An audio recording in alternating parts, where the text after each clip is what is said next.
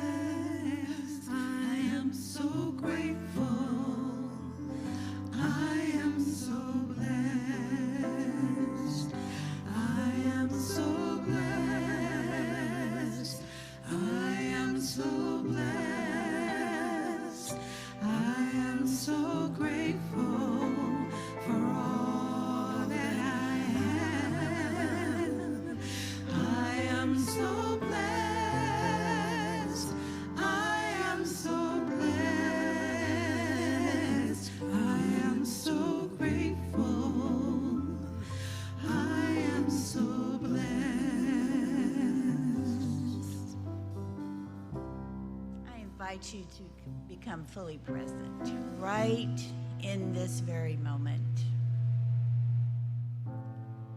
And remember with me how grateful I am, how grateful you are, how blessed I am, how blessed you are. To recognize the power and the presence that is right here, right now, in this time, in this space, in these people, these unique divine expressions of the One.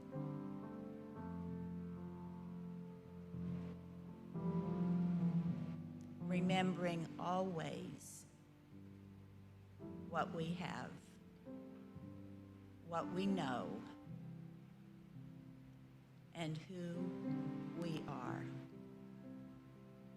I am so grateful. I am so blessed. And I affirm with you, and so it is.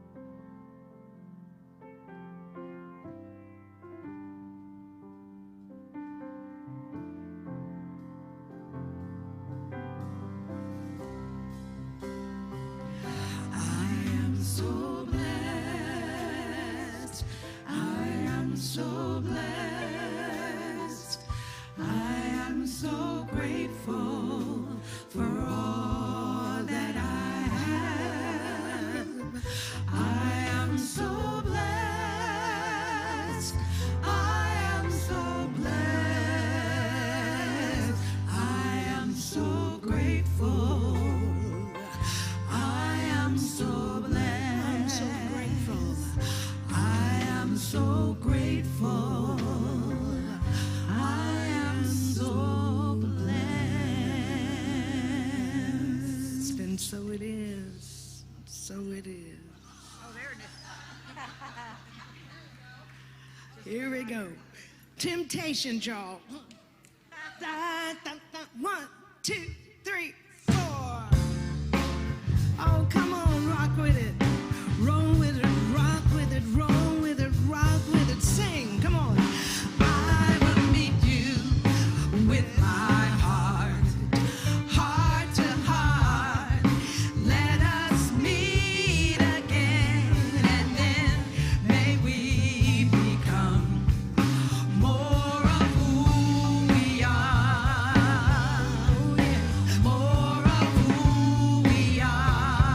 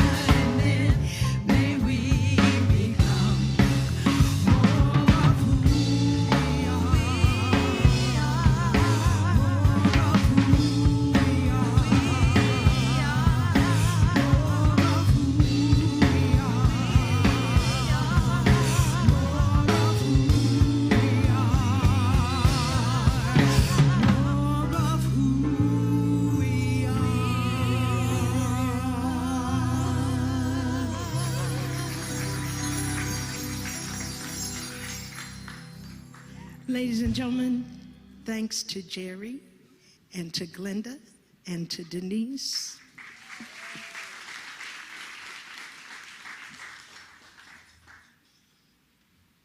One, 2, 3, 4.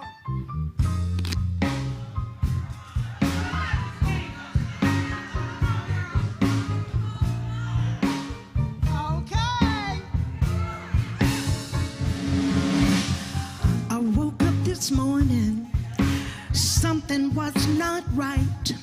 My poor head was throbbing, and it shook me up all night. This unfamiliar feeling that had me going on inside.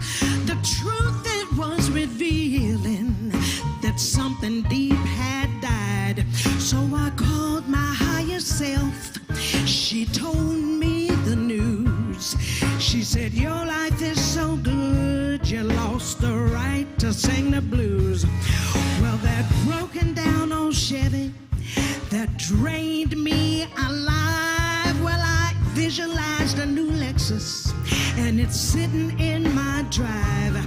And that man of mine, that scoundrel, that low-down bumbling bum, I transformed him into a love god with a substantial trust fund. Everywhere I look around, I'm confronted with the clues. My life is so good, I got no right to sing the blues. Come on now. I can sing the blues if I can't pay the rent. And I can sing the blues if all my money is spent. But I just can't sing the blues when I'm driving in my car and I'm rolling in my Porsche to get the back out my yard. I forgot the words, so you understand why I'm smiling ear to ear. 'Cause I got something to tell you that you really need to hear. Said suffering ain't my thing, and joy is my truth. And everywhere I look around, I got the living proof. So just keep on walking and take this to your news. Then life is so good, you ain't got no right to sing the blues. Go on, play, y'all.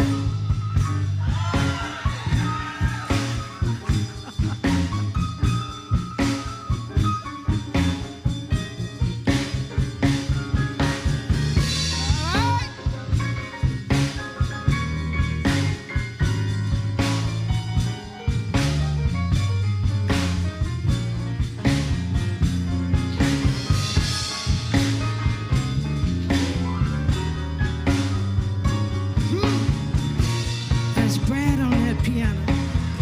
To the bridge. Said you can sing the blues when your best friend put you down. And you can sing the blues when your man done up and gone and left town. But I don't have the right to sing that mournful tune when I'm sweating with my honey in my sauna in Cancun. So now you heard my story, and you understand the pain of seeking but not finding a reason to complain. 'Cause my stars are in alignment, my house is all feng shui, and everything is mine, and baby, it's all going my way. So what right do I have for bad news? My life is so good, I lost the right to sing the blues.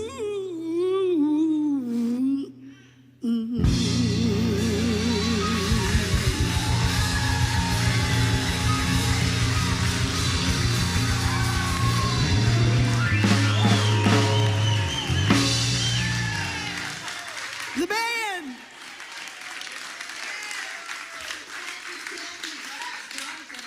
I'm making up words. Candy Williams, Chattel, and Karen Drucker. Called Karen. Sing the blues. Hold that thought. So we're going to start out today as we are moving into our second week of our journey to awakening the soul is calling with this introduction.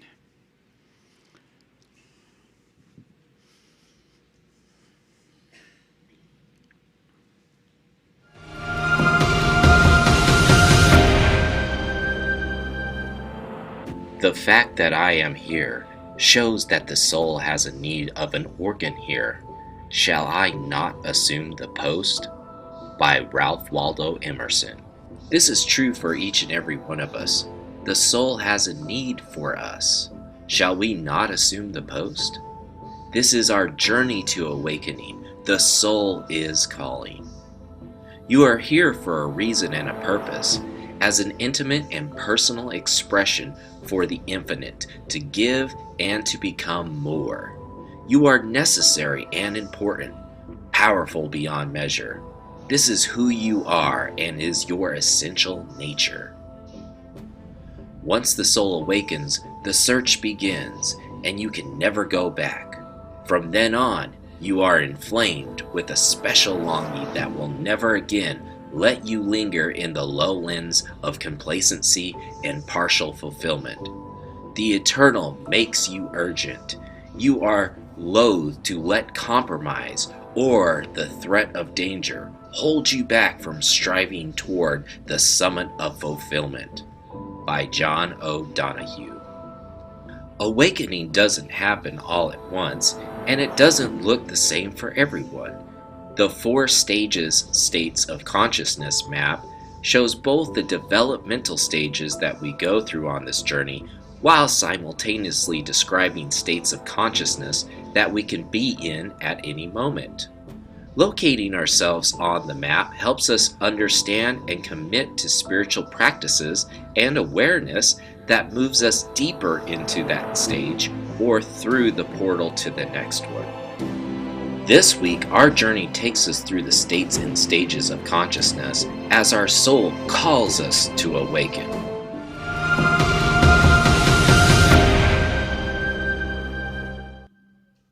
Thank you, Ryan Brown.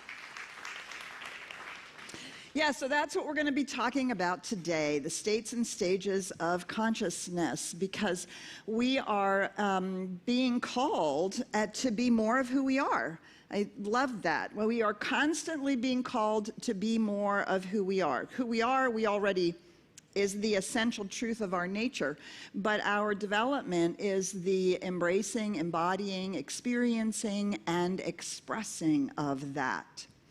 Now, we call them states and stages. For those of you who are Ken Wilber buffs, we recognize from Ken Wilber's work that there is a way of thinking about our lives that is both developmental over time and an opportunity to think about where we are in the moment.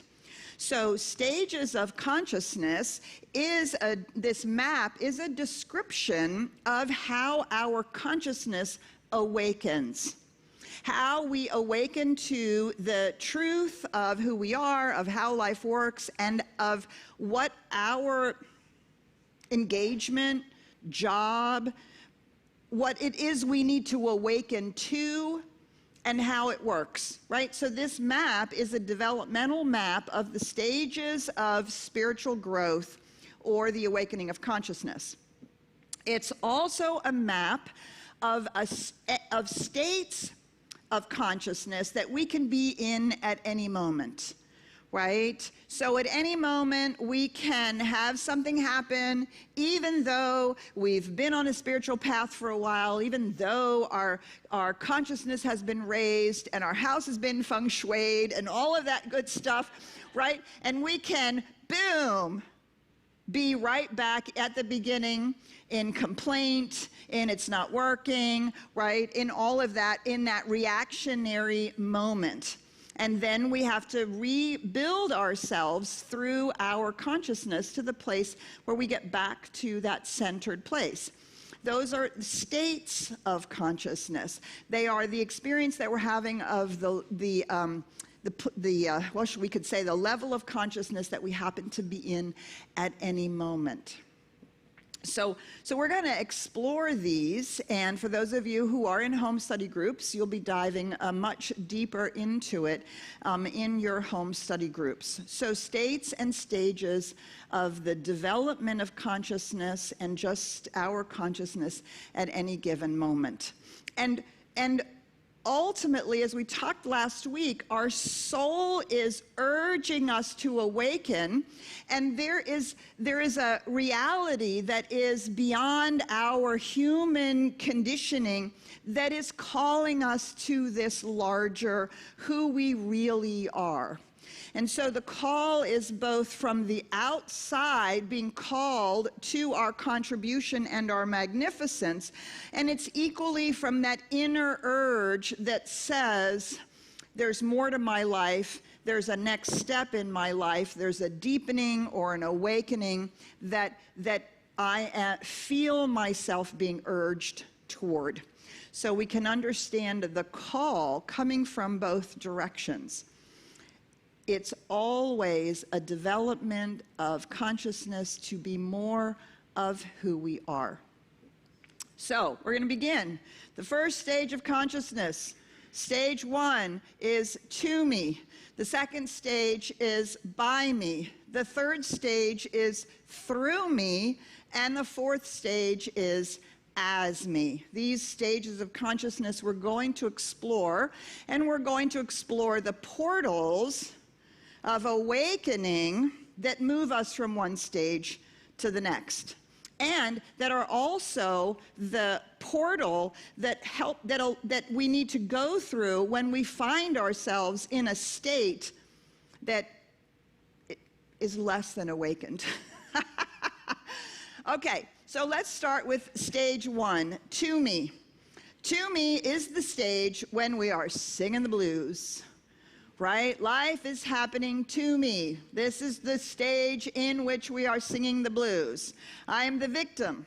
But it's also that stage in which I'm simply asleep. Or we might say I'm on autopilot. This is the stage of being somewhat unconscious about the fact that we are actually co-creating our lives, that we are contributing. Right, and when you were in kindergarten, or at least when my son was in kindergarten and in first grade, we would go into the gymnasium, and all over the gym were the signs, you can do it, your attitude makes the difference, right? And when you're in this stage, you're like, no, it doesn't. No, I can't. Because it's something. Right? It's something or someone or my past or my trauma or those people or the economy or the government or the blah, blah, blah, blah, blah, blah, blah, right? It's happening to me. And there is that place of, well, for me, it often feels helpless and hopeless. This is the place where we are when we are in despair or we're depressed, or quite frankly, we're just distracting ourselves. We're simply on autopilot, and we're just distracting ourselves over and over and over again from what's going on in our life. There comes a point where our soul has called us to something more than that. Right? This is rock bottom. This is I'm sick and tired of being sick and tired. It's also those moments when we read a book or we hear somebody or we listen to a podcast and we think, wow, and something within us says, yes, this is right. There is something more here. It's all the ways in which we have been exposed to self-help or spiritual awakening, spiritual awareness that says, wait, there is actually something more going on.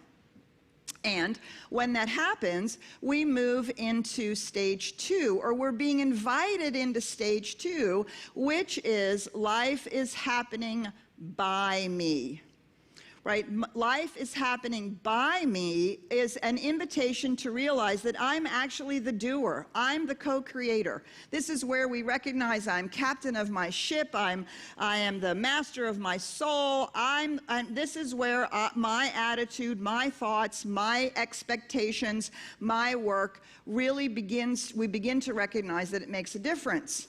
That wait, that thing that I thought was happening actually was my interpretation of what was happening, or based on my reaction to what was happening. And so this first step of awakening is a willingness to recognize that I am not a victim, and that living an unconscious, distracted life just gives me more and more and more of the same, right? Gives us more of the same as what we've already had. So the call to awakening is to recognize that I am part of this. I can actually do something. I can see it differently, speak about it differently. I can affirm. I can use all my spiritual tools, affirmations, visualizations. I can start paying attention to my self-talk. I can stop tearing myself down. I can stop letting people tear me down, right? We all recognize that place. And yet, there are times when we don't actually do it, right? And so the portal into this second stage of by me, that is the portal of responsibility.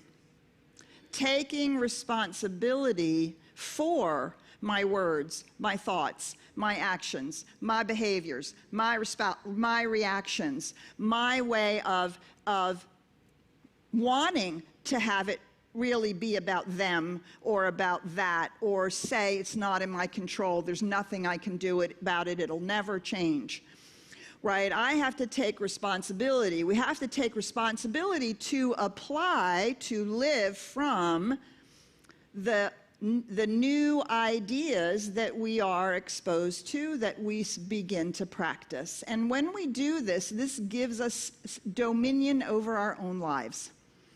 We stop singing the blues. We recognize that we actually don't have the right to sing the blues because life isn't happening to us. Life is happening. Period. Life is happening. Now, how am I going to engage with what is happening? The moment I say that, the moment we say that, do you see, in that moment, I am taking responsibility for how I'm going to think about it, how I'm going to talk about it, how I'm going to behave about it, how I'm going to react to it, how I'm going to take it up, how I'm going to hold it. Because life is simply happening all the time. Life is always happening, and it's always unfolding. And so our responsibility opens that portal from either being unconscious or being the victim of experiences to being the doer. Now, this is a stage of development. I'm imagining many of you have gone through this stage of development. But we also have to recognize that it is states that we can fall into at any moment. So I've just had a couple of weeks coming home from this trip that I was on. I went to see my sister, had some amazing conversations with her for the first time probably in 50 years, talked to my stepbrothers for the first time in well over 50 years, have some things going on with my stepfather, and all of it activated this deep recognition that I have been basically invisible to my family most of my life. At 4 years old, I realized that my house was not safe, and that the way to keep myself safe was to become invisible. And so I manufactured invisibility. I became invisible. I purposefully was invisible, and I manufactured invisibility with many, many different ways to keep myself safe. And that pattern played out and played out and played out and played out throughout my whole life. And I noticed in these conversations that for the first time, I was able to really look at all of that and just grieve it. Not make my parents wrong, not use the trauma as an excuse for why I've hadn't made such messes in my life. Why I've, many things, had not felt supported, blah, blah, blah, blah, blah, blah. All the ways in which, unbeknownst to me, I was that pattern of invisibility was over and over and over playing out. So I'm having an issue with the insurance company. I've not been able to find a doctor inside my insurance that actually can handle what's going on with my eyes. And I've had 2 rounds of complaints, and what I noticed this last week while I'm dealing with all this invisibility from my family, all of this grief, is that I feel utterly helpless with the roadblock of the insurance company.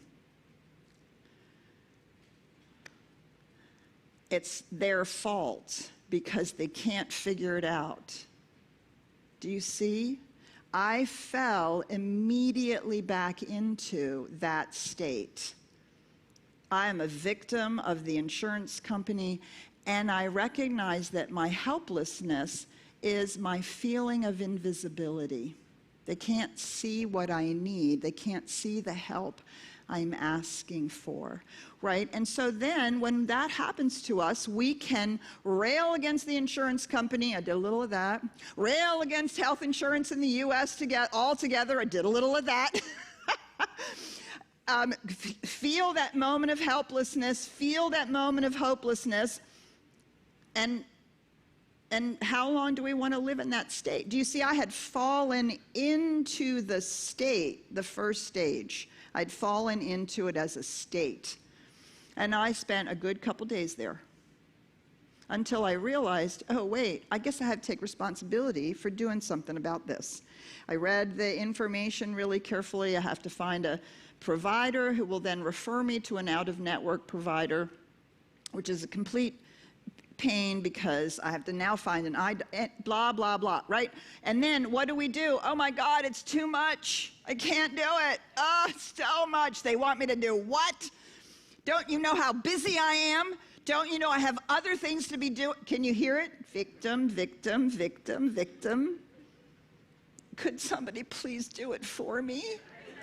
Oh, and now I need a rescuer and a savior. No, Petra, you have to take responsibility. Dominion, and what I know to be true is that when I put my mind to it and I'm willing to treat and move my feet, do the spiritual work to know that there is an answer to this and do what it takes, and do that knowing that I am engaged with my life and I do it with a good attitude, I expect to have a good result. Do you see? That's what it means to be in a state, even if our awakening, the stage, is well beyond. We don't generally live in victim, and we may not generally live in the by me state either. We may have awakened further, or our journey to the awakening has taken us further, and the soul has called us to the next stage. Because the truth is, as many of you may have already experienced, or some of you may be experiencing now, is that this stage can also become exhausting. If I take responsibility all the time and feel like I have to make it happen, that can become very tiring, and we can easily slip back into the first stage because we feel like it's always resting on our shoulders, and this is the downside here. When it doesn't work, we think, what's wrong with me? Right? This is the reason why when things aren't working well, sometimes people don't attend, they don't come to the center, they don't participate in classes, they don't come to events to be lifted up because it feels like, well, it's not working, therefore I'm not doing it right. Do you see? That's the downside. Every one of these stages, there's a point where we get to the downside of it, which is what is the soul calling us to the next stage of spiritual awakening. So this third stage is the through me stage. This is the stage where I am receptive and I am open because I'm realizing, wait, An affirmation doesn't work just because I assert it. An affirmation works because I'm using a law, the law of cause and effect. And when we say an affirmation, that's setting a cause in motion, and the effect must correspond to the cause. We recognize that there's something larger going on. This is why we spend not only so much time on who you are, but also on what's the nature of reality. Because there comes a place where simply asserting I'm okay doesn't have the spiritual ground it needs when we truly get into a crisis, or we really feel our soul calling us into a big stretch. And we can second guess ourselves and doubt ourselves, right? When we move into stage 3, we recognize that there is a power and a presence, and it is moving through us. We are opening the channels and recognizing that it is spirit as us, love as us, the impulse of life through us that is moving, that is supporting us. And so when we use the words like I'm in the flow, I'm allowing things to unfold, we're in this third stage of consciousness. The very first song we sang, Make Me an Instrument, is a third stage song. Make me an instrument. Let me be an instrument of the qualities of life. Let me align myself with those qualities of life and recognize that that is the impulse. That's the push and the call, right? So we might say stage 2 is more of my own soul urging us into a greater life, and stage 3 is now the soul, the oversoul, the life itself now calling us and saying, let me support you. And we are allowing ourselves to be in alignment with it. Make me an instrument. Where there's darkness, let me shine, right? Let that light that is the light of the one shine through me into all of this. Now, as difficult as the portal of responsibility is, the portal into stage 3 is equally as unappealing. It is the portal of surrender.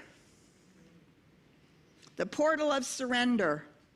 And what are we surrendering? We are not surrendering our will. We are not surrendering our focus. We are not surrendering our ability to claim what we want. What we are surrendering is our responsibility for the how it is going to happen. We're surrendering our ego need to know how it's going to work, to figure it out, to fix it, to analyze it, to know that if we just did this and this and this and this, that we're surrendering our planning, we're surrendering the need for us to understand how it is going to happen. Because we're moving into that place, that stage where we realize, wait, the universe has this handled. The infinite knows how to do all of this. And I'm going to continue to give it direction, but I'm going to allow it to operate through me. And we feel ourselves moved by intuition, by guidance, by the nudge. This is when we open ourselves to signs and to that internal voice that, or it might not be words, it might be just a awareness. Oh, that has become the thing that is calling me. It doesn't really look like what I thought it was going to look like. But I am going to trust the process. So if I were redoing this slide, I would say I'm receptive and I trust the process. This is the place of trust. I'm trusting the process. And so this is the stage of self-transcendence. We are transcending our human needs that we all have, to understand, figure it out, know how it's going to happen, plan, make sure it's going to be safe, make sure we're secure, make sure everything is working, right? And we abandon ourselves into the universe. And we surrender the need, not We do not surrender the what, right? Because in each of this developmental stage, so you see it's a development because we take what we learned in the stage before and we bring it with us. So think about it. When you were a child, when you were little, you learned how to walk. That was a stage. You went from crawling to walking. Did you stop walking sometime along the way? When you got in a car, did you decide you didn't have to walk anymore? No, you took the walking with you, right? Everything that we learn at each stage we take with us. So what we learn in stage 2 is how to be focused, how to choose, how to decide, how to say this is what I am going to do. I'm going to expect it. I'm going to affirm it. I'm going to do my work around it. And so we take that what with us into the 3rd stage, but we release the exhausting piece that says, I have to make it happen. I have to figure it out. I have to know how this is going to work. I have to be certain that it's going to work before I even start. We surrender our human needs for certainty, for security, for safety.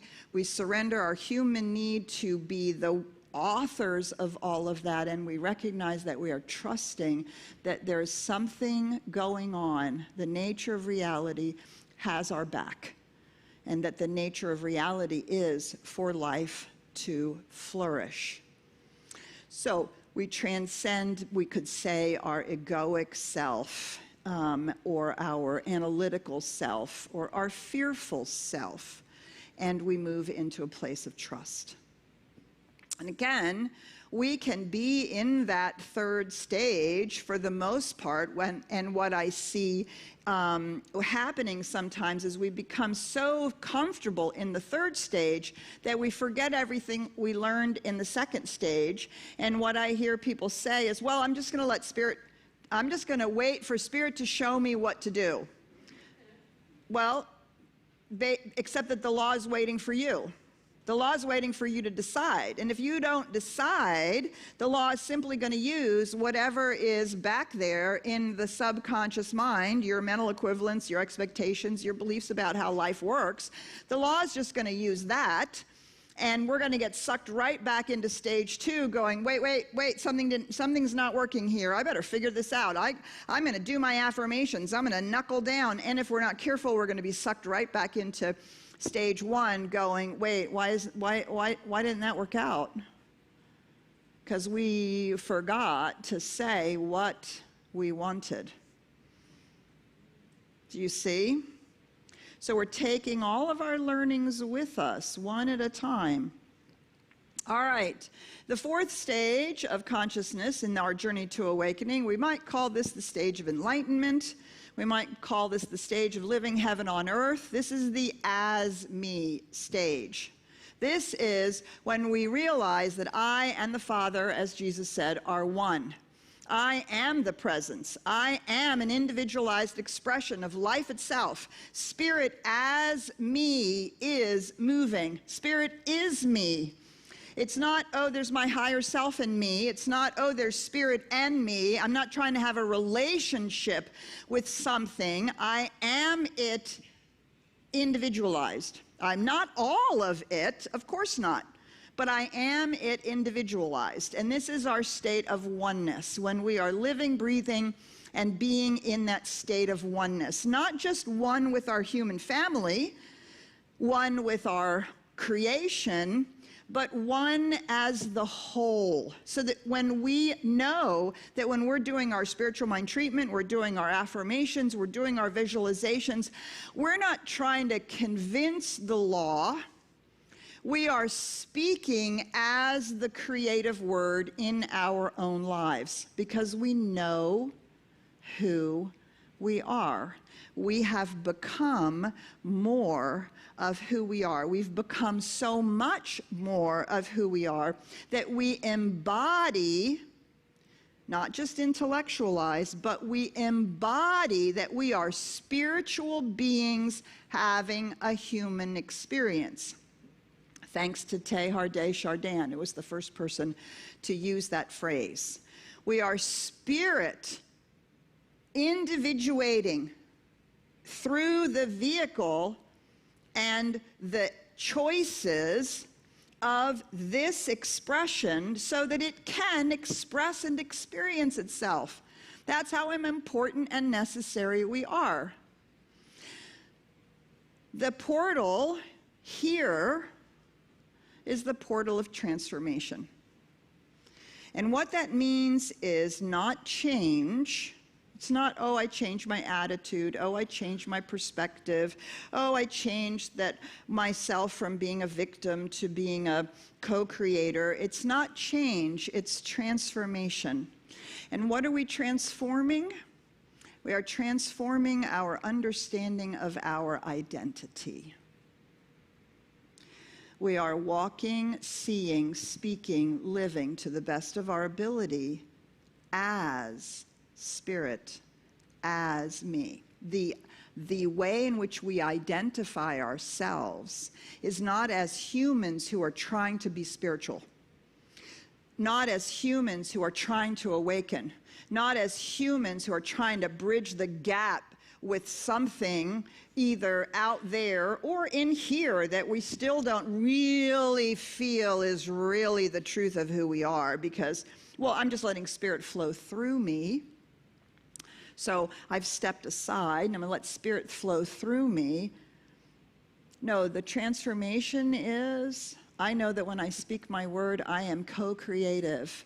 I am creating as the word. For those of you who were in the class this morning, this is what it means to be made in the image and likeness of the One. This is what that means. And we have dominion over our own lives and everything that humanity touches, including the planet, including the way we engage with each other, all of those kinds of things. We have dominion over those, which means we are stewards of it, which means we are responsible for it. We have to surrender all the ways we stand in the way of it. And we have to transform how we see it, because we are seeing it now from spiritual truth. Do you see? And this is true not only in our own lives, but this is true, as Joe talked about, at the sustainability circle, right? In our sustainability training, we have to take responsibility and recognize that what's going on the planet has been done by us. And we have to surrender our need to figure it out. I love one of the most empowering things or surprising things that Georgianne, who's part of the lead of the sustainability circle, says. She says, we can't recycle our way out of climate change. Just stop and think about that. How many of us think, well, we're recycling, that's good. We're doing our part. No, that's not enough. But it's a part of it. I'm doing my part, right? Take responsibility. But then I get overwhelmed. How many things am I supposed to do? How do I know it's the right one? Oh, it's the businesses. Oh, it's those people over there. Oh, it's the money. Oh, it's this. Oh, it's that. Well, it's all of those things. But if I surrender my need to figure it out, know all the answers before I decide what to do, right? I surrender all of that. I can stand in the place. I am a place where sustainable actions and behaviors and expectations and thought is happening, and I am speaking the word for the health of our planet over and over and over. I'm making decisions. Do you see? Now I'm in that place of as me. We can do that with sustainability and climate change, with racism, with the way women are being treated or not treated, with our LGBT communities, with everything, immigration, the economy, right? This is true for how we engage with our own lives, but it is also true for what we have dominion over. Everything that we have dominion over. And we have to give up and stop talking about, I am a victim of what's going on out there. It's them, it's those people, it's that person, it's that system, it's all of those things. Life is happening. Am I taking responsibility for it? Am I willing to surrender the fact that I don't have a clue how all of this is going to be fixed, but by God, I'm transforming my place to stand, that I speak the word for healing of this. And do you see? And we do it in our own lives. We've been called to awaken in our own lives. We are on this developmental stage, on this developmental path. You can plot yourself and say, well, I'm mostly in 2, somewhat in 3. I peek into 4 occasionally, and well, kind of get sucked back into 1 every so often, right? Right? You know, or maybe we've really moved a lot into stage 3, but stage 2 is a valuable stage. We don't want to leave it behind, right?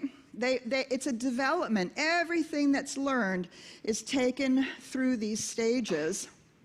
And then we can begin to plot ourselves in any particular moment.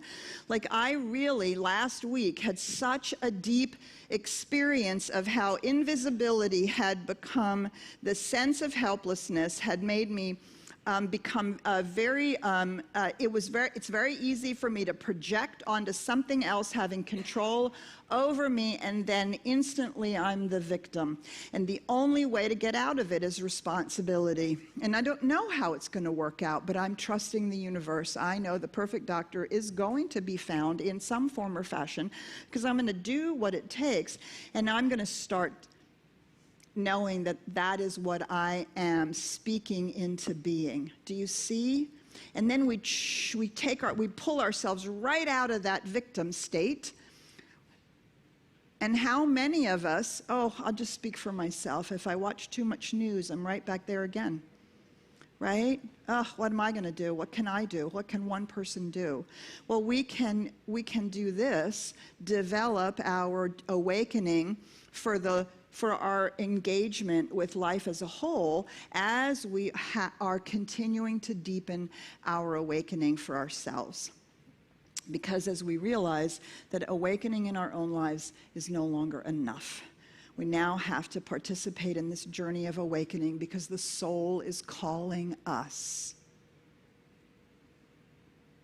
The soul is calling us. And I bet your soul is calling you to contribute in some form or fashion in something larger. And so we're going to be spending the rest of our journey to awakening together, looking at different ways in which we can continually move through, grow our consciousness, move through the levels of consciousness, listen to the call, and how to answer it, and not feel like we have to do it all. Find that call that is our own unique call, and find a way to stand in that place as that call, as that soul. The soul is in need of an organ here. That's why we're here. The soul is in need of an organ, You are an organ of the soul. Shall we not assume the post? So it is.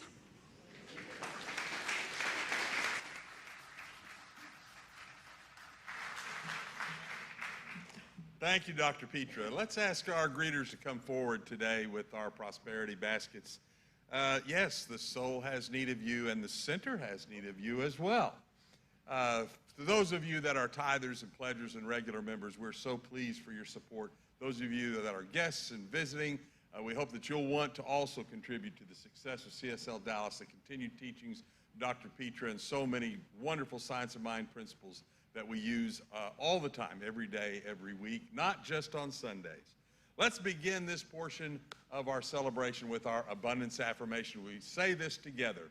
We live in a loving, supportive universe with infinite abundance all around. I expect only good and accept only good in my life and for all people. I gratefully share my prosperity that it may flow to CSL Dallas and the world, right here and right now. And so it is. Thank you, everyone. We invite you to give generously to the work of CSL Dallas. As you know, the law of circulation then multiplies that gift for others and for your own prosperity as well. You can text give, you can Venmo, you can PayPal, auto tithe, or use these baskets being passed around. Choose the option that works best for you. All right, we are very excited. CSL Dallas is hosting a mental health weekend retreat. It's here at CSL Dallas. It's July 21 through 23rd. And if you're ready to unburden yourself from the weight of trauma, depression, anxiety, or other mental health obstacles, and you wholeheartedly embrace the path of deep healing, inner peace, and well-being, then we do have a heartfelt invitation for you to join us on this remarkable retreat. The weekend includes voice dialogue practices, narrative techniques, one-on-one guidance, somatic and body-based concentrations, breath work, meditation, and sound healing. It's full of practical and repeatable practices that strengthen your ability to release unwanted thoughts and emotions while centering you in the spiritual truth of your being. There is an early bird price that ends on June 24th, so go online and sign up today. Hey now, are you a culinary whiz looking to put your skills to use? Do you love creating a warm and welcoming atmosphere through food? Then we do have a good opportunity for you. The culinary team here at CSL Dallas is on the hunt for some fun and friendly folks to help us join the mission of nurturing our community through food. Support our tasty adventure every Sunday by whipping up scrumptious snacks, brewing fresh coffee, tidying up the kitchen, and making new foodie friends. You can sign up by contacting Carmen Daniels, our facilities and admin coordinator. She's at carmen@csldallas.org. She's also on campus. I saw her around here today, so look for Carmen after the celebration and chat to learn more. Now, speaking of eating, sad news this morning, our Joy Village luncheon that was planned for today has been canceled, unfortunately, due to flooding this morning at the home of our luncheon host. So we're going to keep that in spiritual treatment for a quick restoration of all normalcy there. Gee, if only CSL Dallas was close to like a 2-mile stretch of a place with 150 restaurants. If only we were that close to some restaurants. And we are. If you want to, please rather grab a friend from CSL Dallas and grab some lunch somewhere close by. Here up on Beltline is a great hint. There's lots of restaurants there.